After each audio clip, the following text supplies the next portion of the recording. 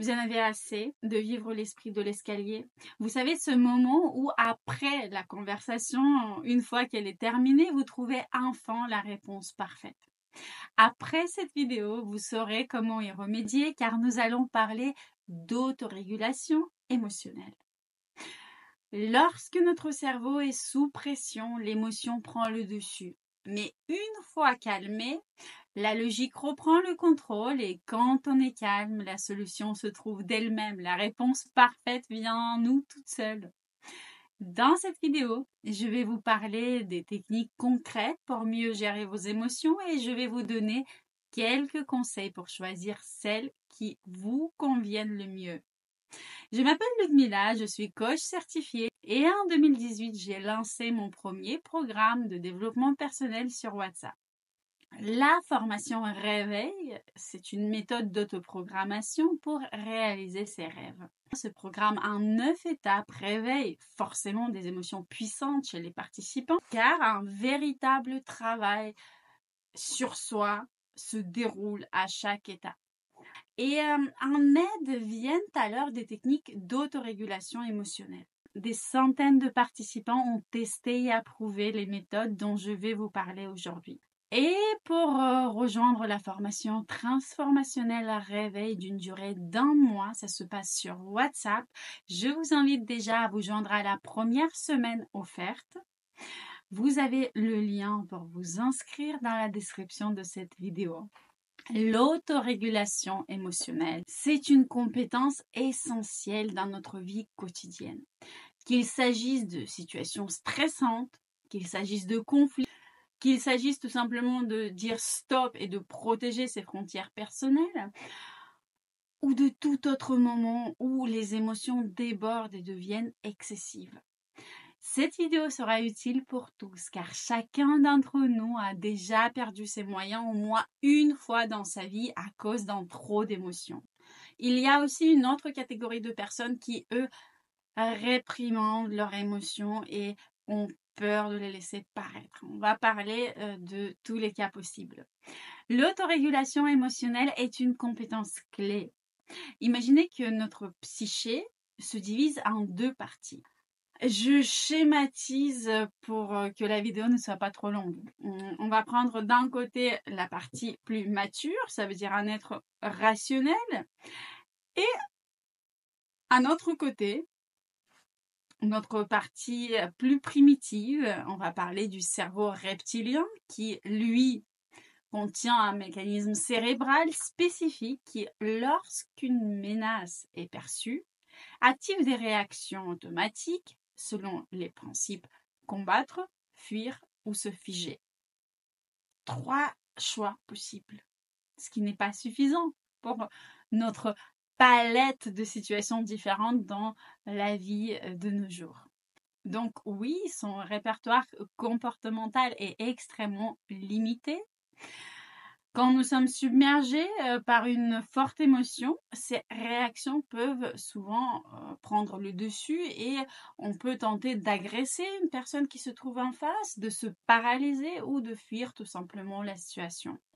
Or, dans la majorité des relations interpersonnelles matures, dans des relations d'adultes qui nous procurent de la satisfaction, ces réponses sont complètement inadaptées. Elles ne résolvent rien et au contraire aggravent souvent les choses.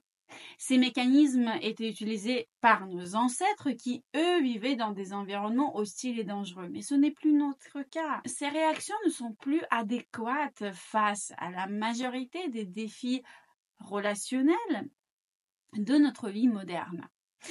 Alors, une autre possibilité de représenter notre psyché, c'est de prendre d'un côté le côté adulte et de l'autre côté notre partie enfant. La partie enfant est spontanée, mais elle manque de maîtrise de soi.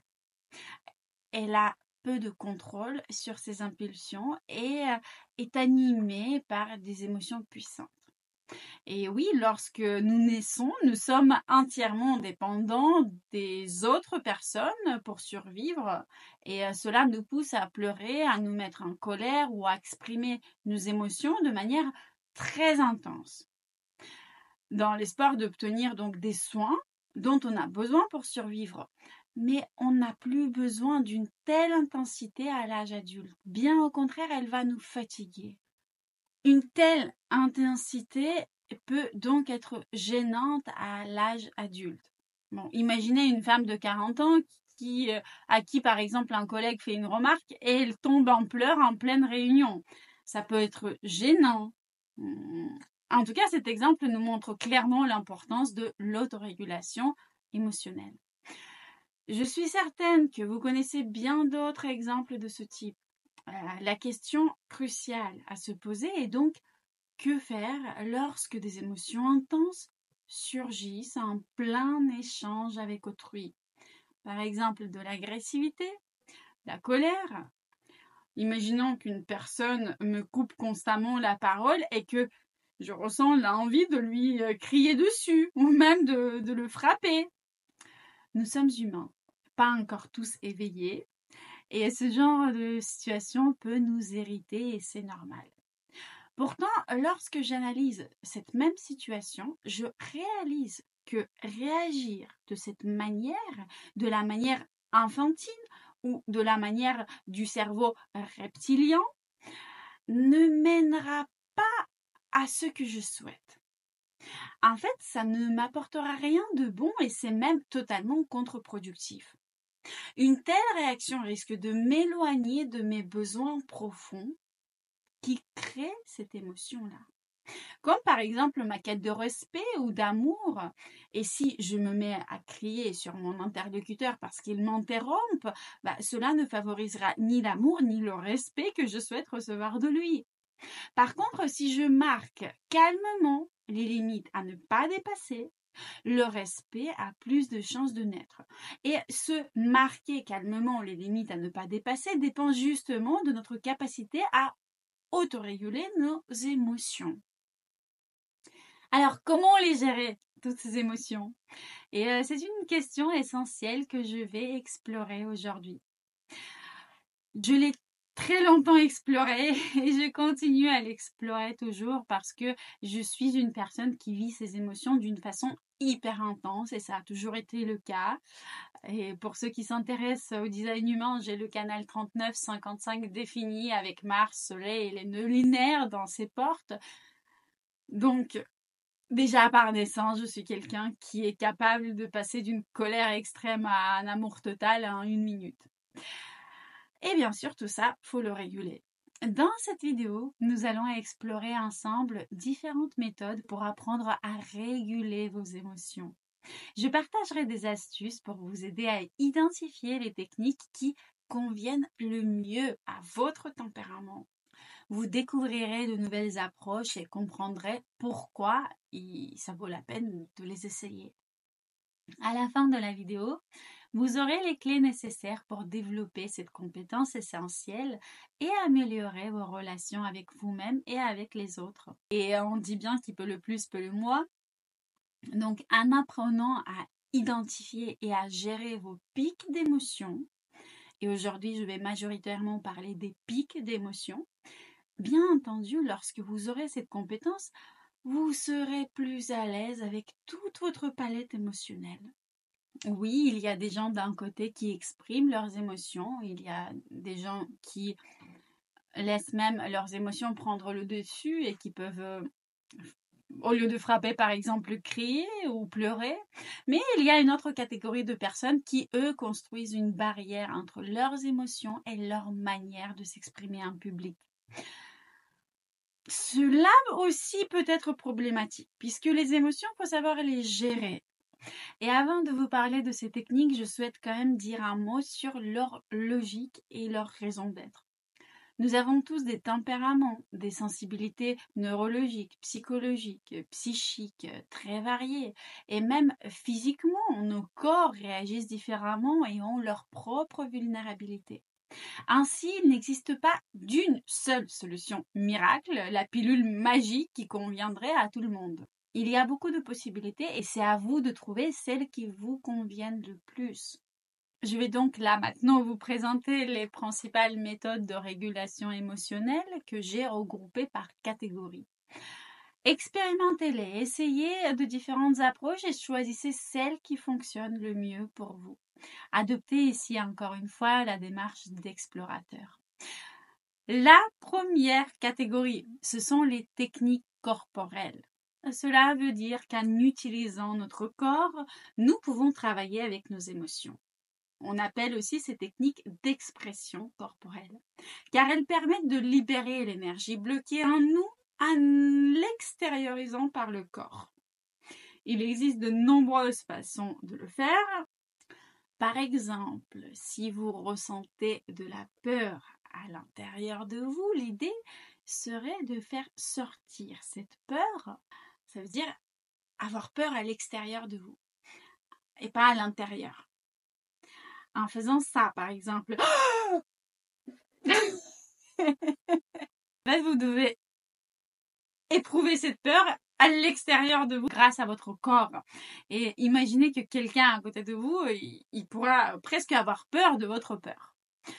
Donc ça, ce que je vous ai montré, c'est une version light. Si vous êtes tout seul, vous pouvez être encore plus expressif. Si vous essayez, vous allez ressentir cette énergie de l'émotion, de la peur qui s'évacue. En le faisant sous forme ludique, cela peut être particulièrement efficace pour s'en libérer. Pour la colère, par exemple, vous pouvez faire la même méthode ou bien une autre méthode que j'aime tout particulièrement, qui marche bien pour évacuer la colère, et elle consiste à pousser le mur.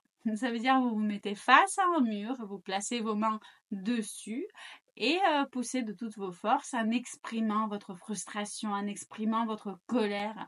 Et cela permet de diriger votre colère vers une surface solide et sécurisée. Puisque si vous commencez à taper contre le mur, à taper les coussins, vous risquez de vous blesser. Cette méthode, elle est inoffensive.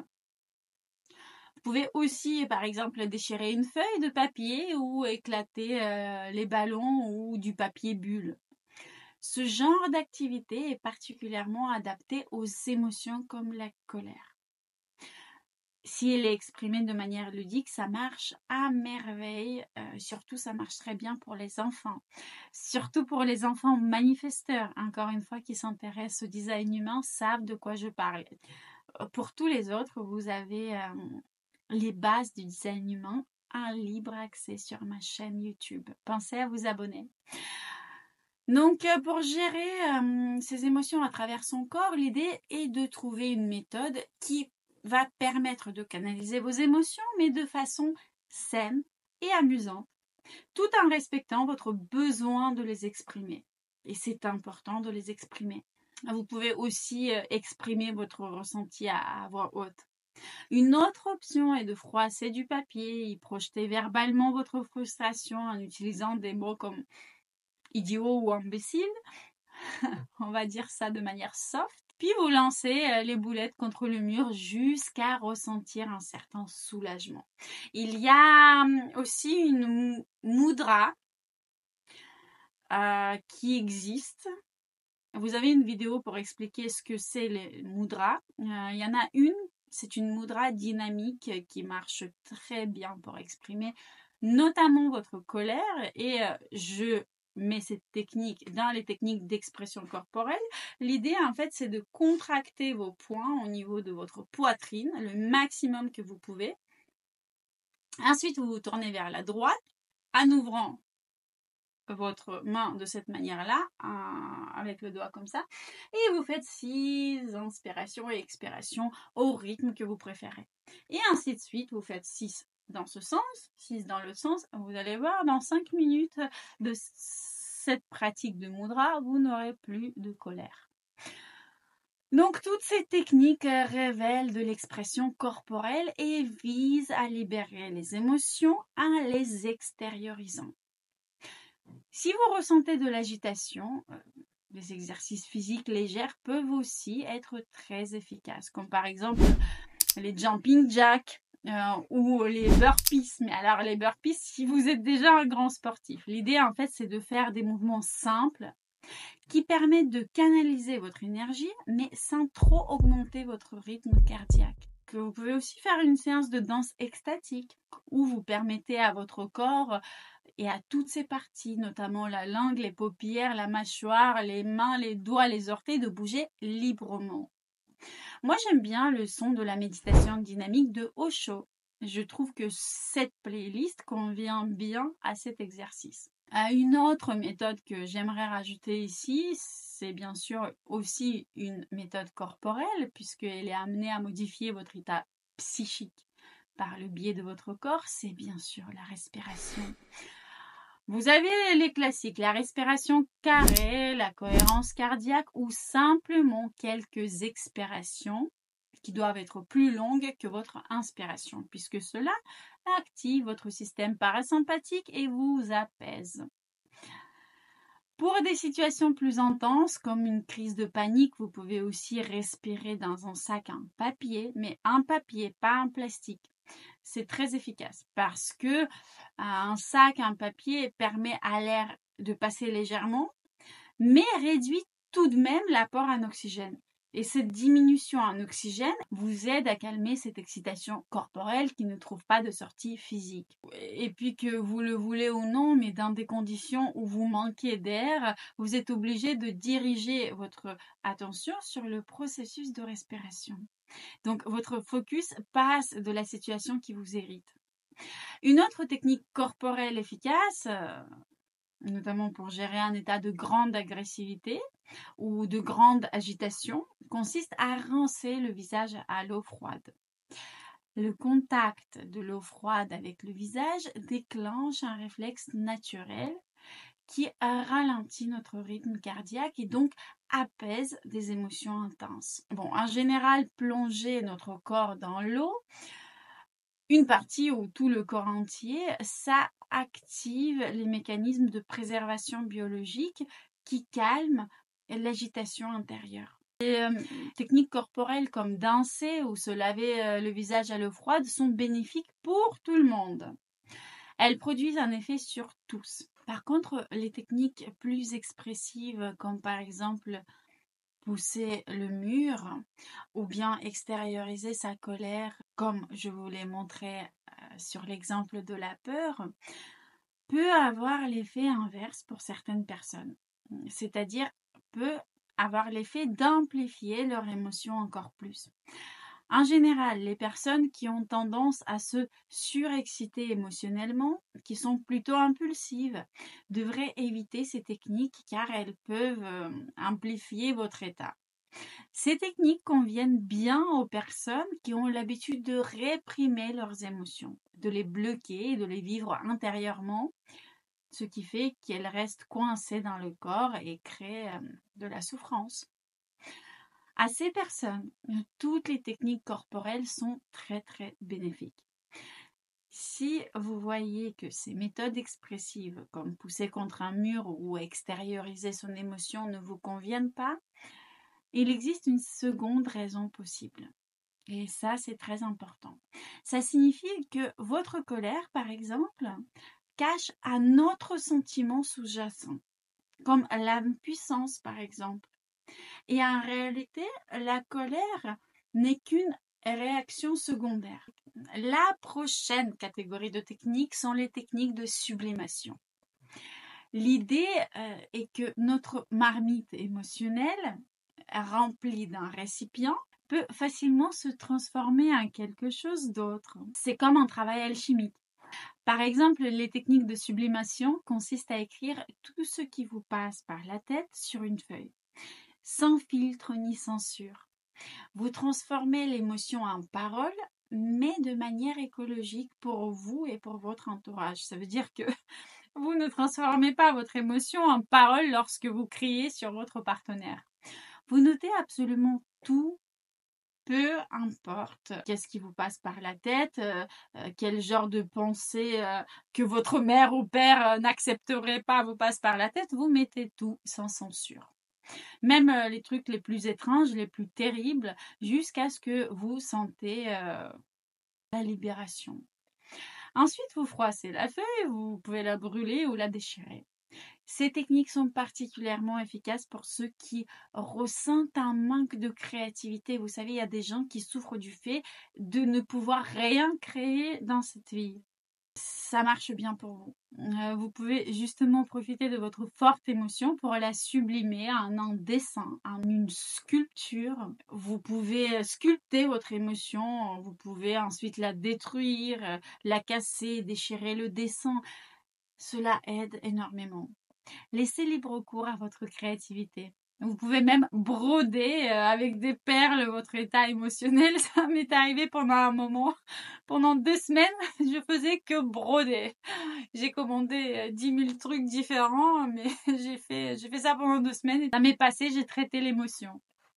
Cette sublimation vous apportera un réel soulagement et très souvent, la satisfaction prendra place à cette émotion désagréable. Vous pouvez aussi chanter votre émotion, inventer une danse pour une certaine émotion. Par exemple, la danse de la colère. C'est une ancienne participante de Réveil qui me racontait qu'elle avait chorégraphié une danse de la tristesse et une danse de la colère. Ce sont des approches qui transforment votre état intérieur tout en vous rappelant que les émotions, ce ne sont que des émotions, c'est quelque chose de passager. Personne n'en est jamais mort.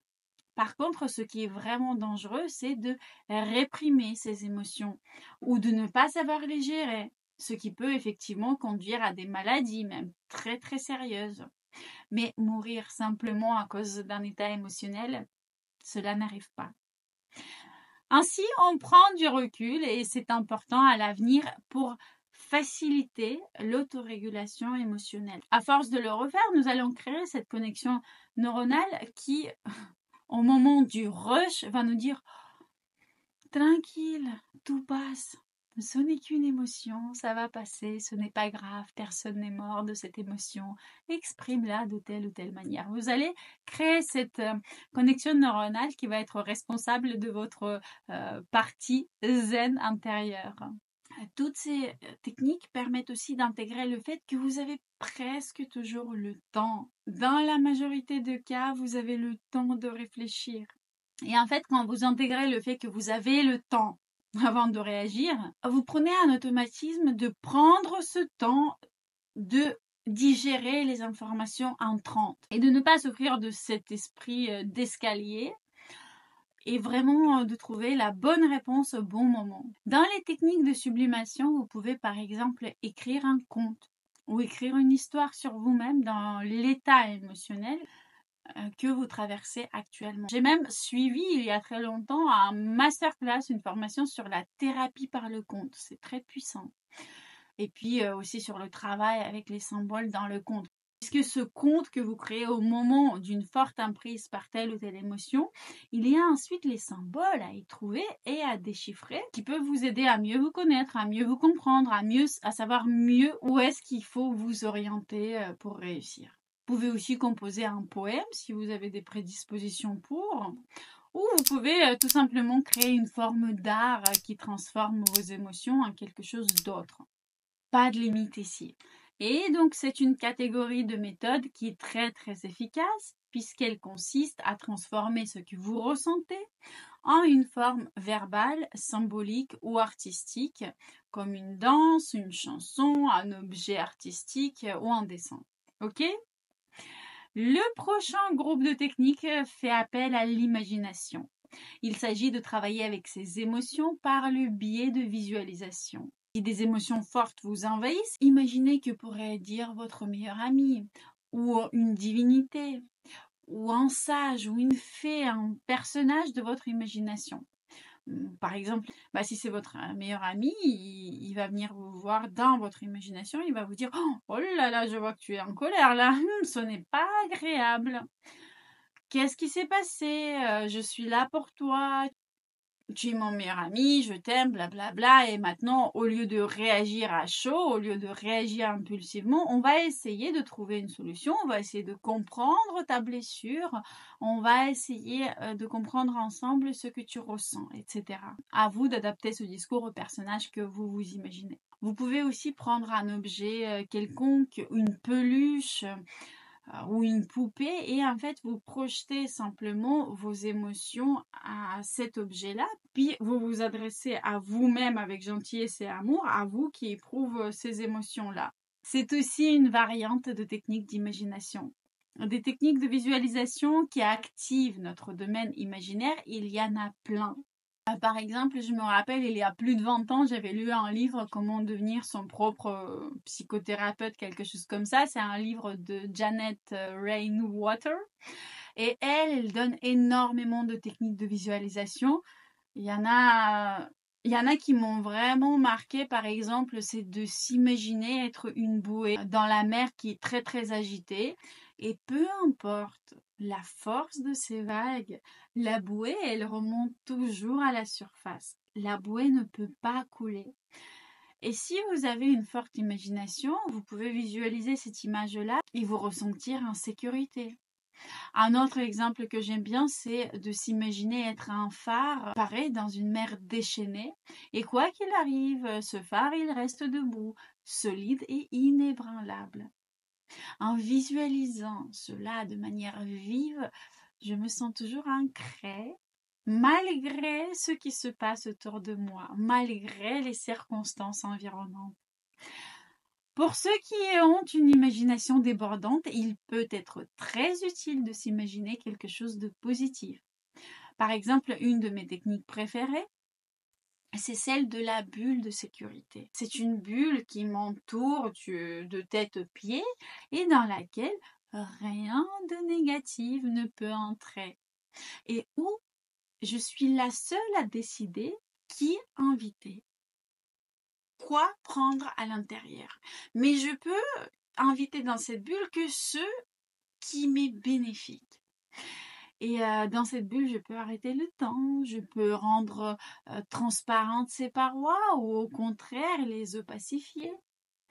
Je peux faire tout ce que je veux. Mais rien de mauvais ne peut y pénétrer. On peut aussi se représenter avec précision son lieu de force ou tout simplement un endroit sûr ou un endroit qui nous rappelle des souvenirs agréables. Dans mon cas, c'est lorsqu'on était dans les monts d'Altaï sur un 4x4 avec des amis et où on a découvert un lac dans les montagnes incroyablement à l'eau bleue transparente et je me souviens de nos émotions. Nous avons juste cessé de parler et contemplé ce paysage. Et à ce moment-là, il n'y avait aucune responsabilité, aucun stress, aucun devoir maison ou aucune tâche à accomplir. Je venais juste de terminer mes études, j'étais libre et je faisais un peu ce qui me plaisait. Rien ne me menaçait, j'étais dans un état paisible, entourée de personnes que j'aime. C'était un pur bonheur. Si vous essayez ces techniques, partagez dans les commentaires si elles vous plaisent ou si vous en avez testé d'autres. Puisque là, je vous donne quelques exemples par catégorie pour bien illustrer la catégorie, mais bien entendu, des techniques, il y en a énormément. La prochaine méthode qui est extrêmement efficace, c'est ce qu'on appelle la méditation de pleine conscience, mindfulness. Je vous recommande les méditations de Christophe André. Elles sont très belles et complètes. Bon, après, il y en a beaucoup d'autres sur Internet. Je vous laisse chercher. Les méditations de pleine conscience peuvent être guidées ou non. L'idée, en fait, c'est d'observer le flux de vos processus psychiques, comment ils évoluent, ce qui se passe à l'intérieur de vous, comment les émotions s'intensifient ou se modifient. Et l'objectif principal est de ne pas s'attacher à quoi que ce soit de particulier, juste d'être l'observateur, sans jugement et sans attachement. J'ajouterais aussi que toute forme de méditation, elle nous aide à traiter et à assimiler, à transformer nos émotions. C'est ce qu'on appelle mentalisation ou assimilation. Et ils améliorent notre conscience de nous-mêmes et notre capacité à identifier nos états intérieurs et à les modifier aussi. Pas de limite, méditez autant de temps que vous pouvez. Les recherches montrent que plus nous développons notre attitude à observer nos émotions et nos pensées, à devenir conscients de nos émotions et de nos pensées, plus nous devenons équilibrés avec une perception plus juste de nous-mêmes et de notre entourage et des situations qu'on traverse. Je vais ajouter 2 points importants. Tout d'abord, je vous recommande d'essayer toutes ces techniques pour découvrir celles qui vous conviennent le mieux. Ensuite, il y a un point subtil mais crucial. Il est préférable de choisir la technique qui cible la partie de vous-même la moins développée. Par exemple, si vous êtes explosif et très impulsif, des techniques comme pousser un mur ou vivre votre émotion à l'extérieur de vous-même, elles peuvent accentuer encore davantage votre impulsivité. Dans ce cas-là, je vous conseillerais plutôt des méthodes de sublimation, de mentalisation ou encore de méditation qui vont vous équilibrer. Si au contraire vous êtes de nature réservée, alors des techniques impliquant une expression physique forte peuvent être bénéfiques pour vous. L'idée ici, c'est d'équilibrer les deux parties. Donc par exemple, si vous visualisez énormément et si vous savez que vos images mentales influencent vos états d'humeur, dans ce cas-là, je vous recommanderais plutôt de vous diriger vers des techniques de mentalisation, vers des techniques cognitives. Une technique cognitive, donc c'est 4e ou 5e groupe, j'ai perdu le compte.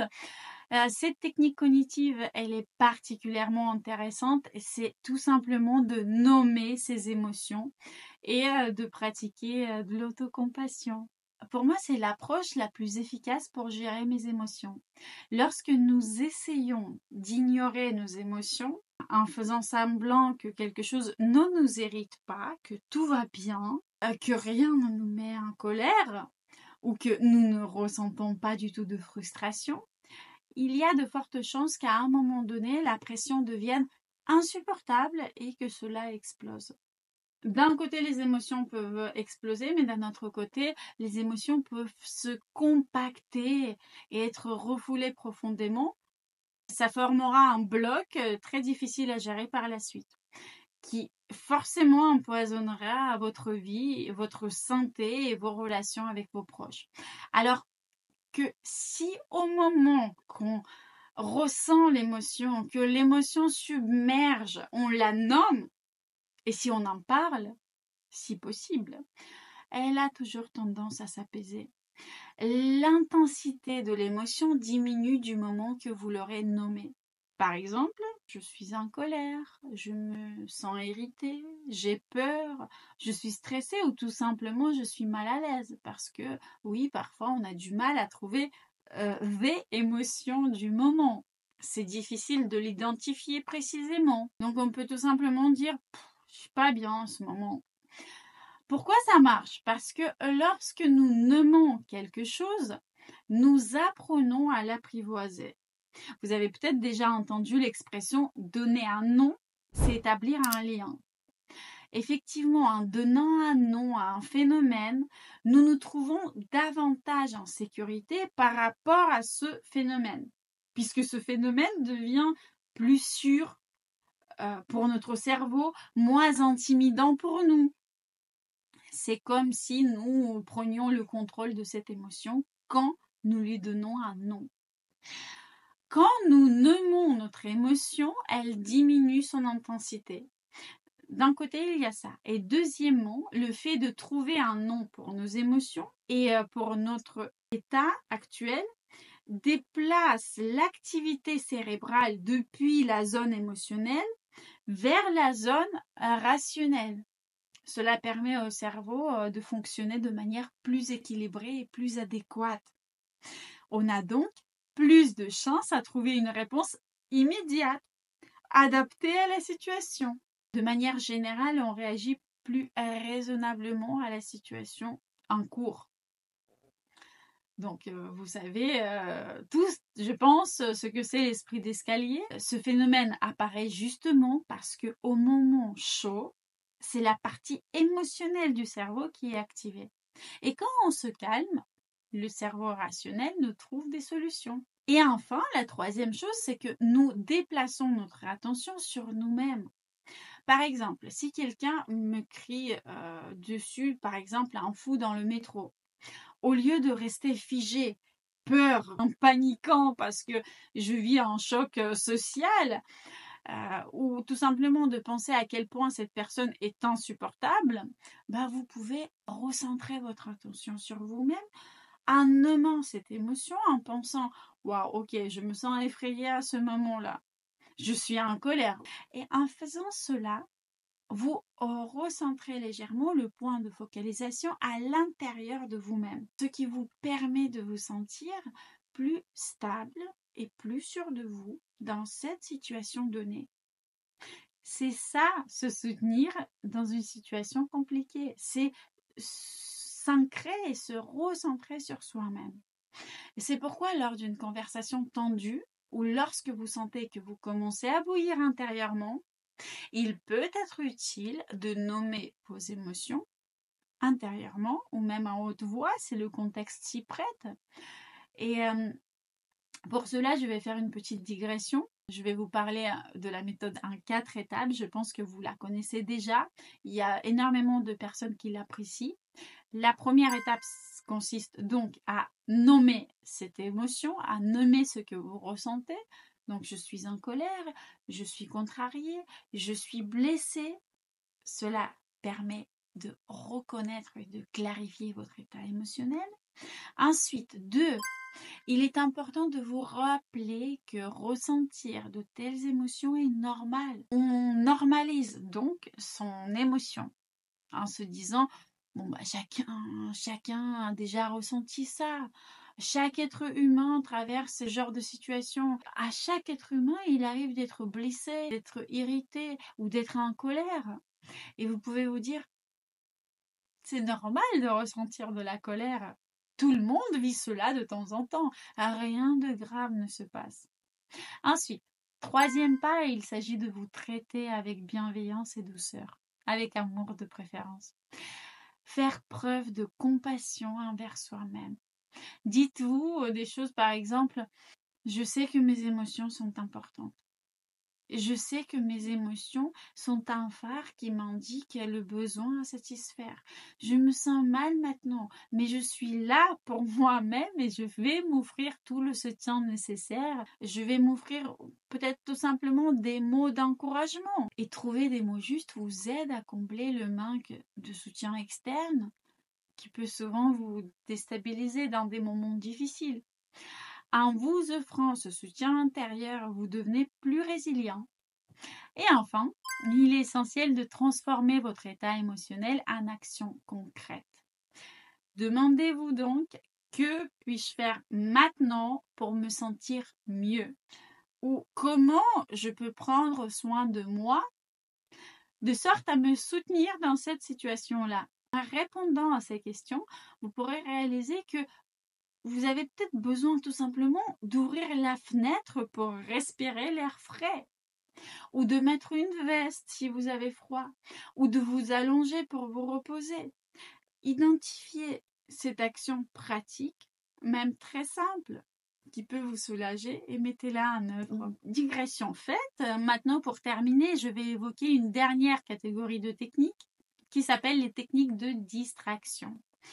Si vous êtes envahi par une émotion très intense, quelque chose qui vous irrite profondément, quelque chose que vous avez envie d'exprimer immédiatement à votre partenaire ou à votre chef ou à un collègue, mais que vous savez que cela pourrait avoir des conséquences négatives, alors essayez de vous distraire.